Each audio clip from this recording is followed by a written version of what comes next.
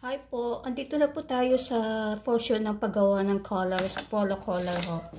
So, ang basis po ng gagawin nating pattern sa collar, yung size from kalahati nung 1 inch na to.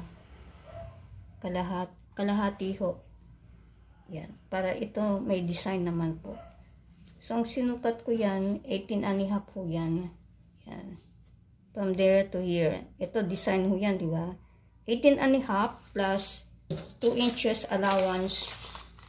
Kasi babawasan natin yung...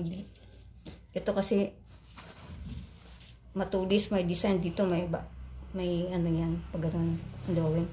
So, ano tayo, susukat tayo ng 1 1/4. Para magkaroon ng design yung collar, 1 1/4. Dito, nakikita naman, diba? 1 1/4. So, dito yung 1 1/4. Drawing nga nyo siya ng ganito. From here, yung 1 1/4 dito. Yan. So, meron na siyang design. Diba? So, yung 1 1/4 na binawas, andito pa rin yung 18.5. Kasi nag-allowance tayo ng 1 1/4 para magka-design siya ng ganyan matulis. Like this, di ba? So, ikakat na natin yon para mabilis pagsamahin nyo siya ganyan. Sample lang ito. Kailangan pagka nagpapagupitin nyo siya na ganyan. Pag nagpapatin kayo, kailangan eksakto. Yun. So, kukuha kayo ng tela na doble. Ito yung correct side, ito yung wrong side, yung sa ilalim ng damit.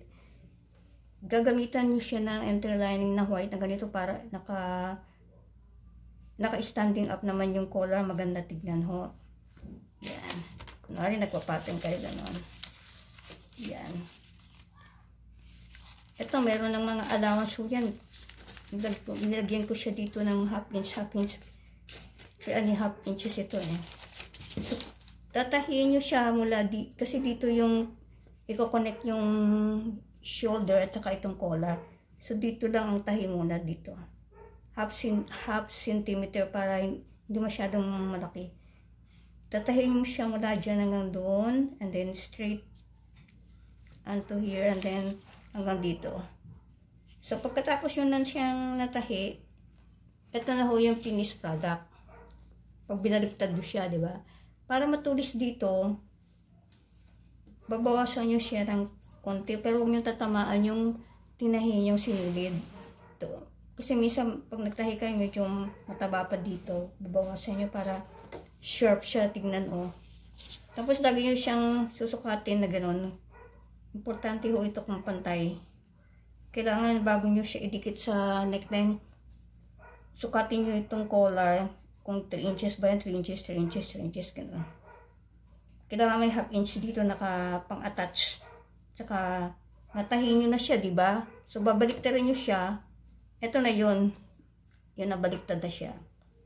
So, noong nagtuturo ako ng ano po, ng allowance, sabi ko huwag itutuloy yung tahi kasi ganito. Ganyan. Madali lang kung tandaan. Ito yung front ng tela. Ibinaliktad nyo, di ba? Yan. Ito yung talagang button allowance. So, binaliktad natin ganun. Yung collar ho, ilalagay nyo siya sa gitna ng button allowance na to. Ayan o. Nasa gitna. Ayan. Kikita, diba? Nasa gitna. Then, ganyan. Then, meron ditong pangtapal para matakpan itong pinagdugtungan ng neckline at saka collar. Ito, ang lapad niya 1 inch lang yan. Tapos yung size ng haba niya kasing size ng collar. So, ganyan.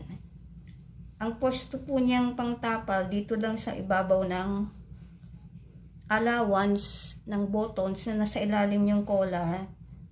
Nasa ibabaw lang siya. Ayan, nakapatong lang. So, huwag niyo pong kakalimutan yung collar, hindi siya sagad dito. Hindi siya sagad dito sa may button allowance. Kalahati lang ho para magkaroon siya ng design kagaya nito.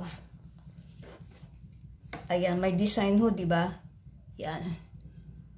Ito. Kung gusto niyo mas malaki itong allowance ng design, lagihan niyo yung allowance niyo na sa buttons, mga 2.5. Yan, depende ho sa inyo. Tapos ito, tinahi ko siya sa ang tahi niyan mula dito sa may collar. Yan, diretso. Ayan, di ba yung tapal? Hindi na nakikita yung tahi ng pinagdugtungan ng neckline tsaka collar, diretso. Ayan, malinis ho. Dito, ang technique ng pagtahi ng dito sa may shoulder, isi-circle nyo siya. Kung nagtatahi kayo, pupwestuhan nyo siya ng ganyan, pa-circle. Para hindi siya dumidikit. Tsaka, once in a while, check nyo baka mamaya may naipit-ipit na tela.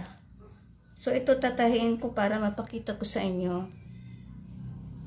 Yan.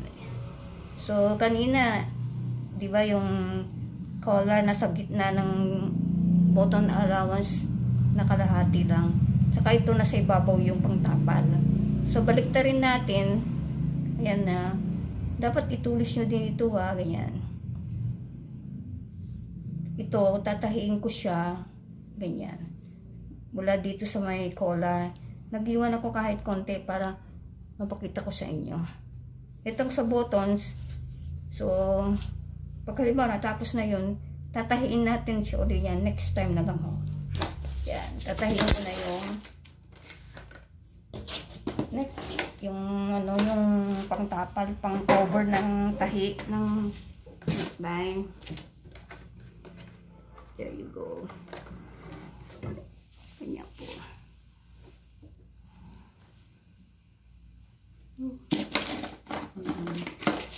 Silid.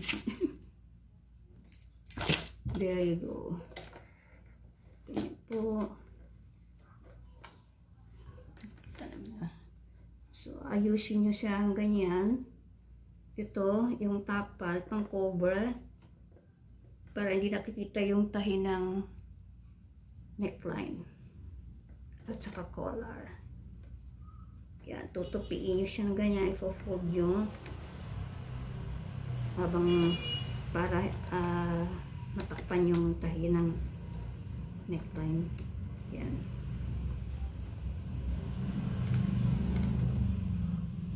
Dapat naayos yung sinulid para hindi magkabuhol-buhol. Yun.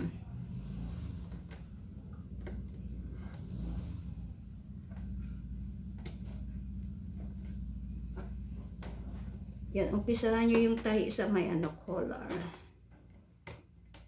Ilalak nyo para hindi siya matastas. Yan.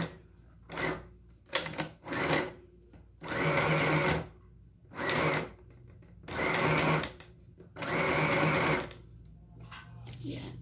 Once in a while, i-check nyo yung pag naka-align ba ng maganda.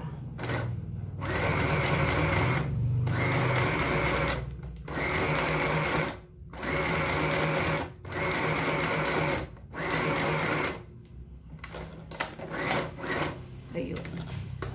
Hindi ho ba? Madali lang ho yan. Sanay na kayo. Pwede yun siya ibenta kasi mura lang yung tela. Pwede yung i-bargain ito na 150 isa. Sa isang telang, 1 kilo, makakatubo na kayo 1,000 plus. Kasi depende sa size ng damit yan. Ibibenta ko din naman ang mga ito eh. Ito po oh, nakita niyo po yun. Diyan. Kung medyo may problema nga tayo, pwede nyo naman doblehin sa kamay para hindi marumi. Yan. So, ganun lang po. So, tapos na ho yung collar, di ba? Ganda-ganda na ho, di ba? Lagi nyo i-check, tama ba? Pantay ba sila? Yan, dapat pantay po. Yan, pantay. Dapat. Yan, yung mga tahi. Oh. Dapat malinis. Yan, tapos na. So, yung noon sinasabi ko na button allowance, ayan na po. Oh. Ay, ito na siya. Hindi siya marumi, maganda na siya. Yan, tatahiin